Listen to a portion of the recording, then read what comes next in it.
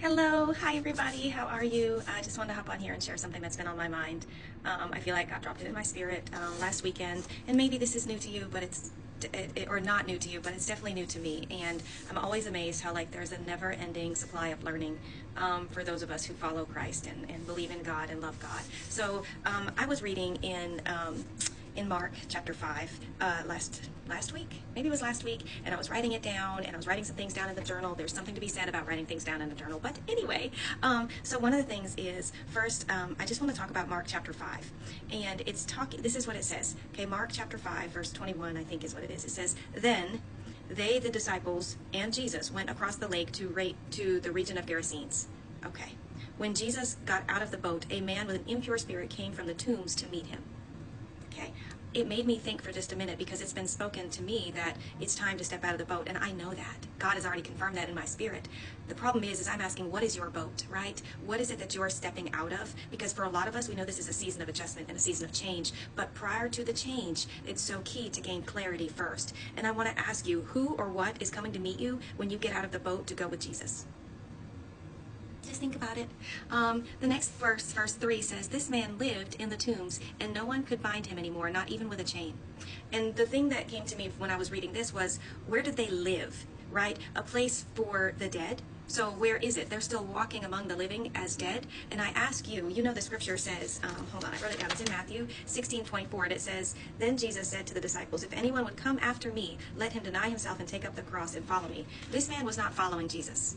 Okay, I want you to look at the people that are following you and the people that are meeting you when you come out of the boat. Where is it that they live? Okay, do they live in the dead places, or do they live in the new places? So then verse 4 says, "Often been chained hand and foot, but he tore the chains apart and he broke the irons on his feet. No one was strong enough to subdue him."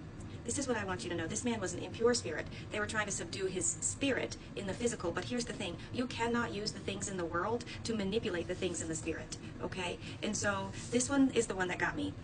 "Night and day among the tombs and in the hills, he would cry out and cut himself with stones."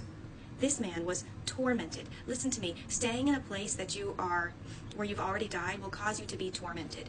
If you have been called to a transition or to make an adjustment in your life, I want you to understand that if you stay there past that date, then you will find yourself tormented. So my takeaways are this. Who's coming to meet you when you decide to travel with Jesus when you get out of the boat?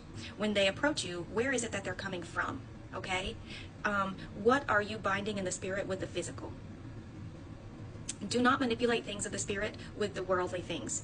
And the final takeaway is that sitting in a place or a position where you've already died will have you tormented. Are you tormented? If you are tormented, I encourage you to ask the right questions. And I want to just say a prayer now. This is one that I had written. "Lord, I choose you over and over again. I ask that you reveal to me wisdom, revelation, greater understanding that will lead people to you. Draw me closer to you, Lord, and permit me to complete my kingdom assignment." There is such a need for clarity in this season. We know that we've already said that there's a momentum to the moment, so we want to make sure that we're not getting caught up in the chaos. And what happens is sometimes when people get caught up in the chaos, they stay there, they freeze, and they're trying to wait for everything to be okay. But God is giving you one step at a time, and this directly relates to your faith and your belief in who God is to you. So I just want to encourage you, if you're feeling uncomfortable, if you're tormented, ask yourself why, because that was never God's intention for us. We know that Jesus died on the cross so that we could have life and live life more abundantly. Are you living abundantly?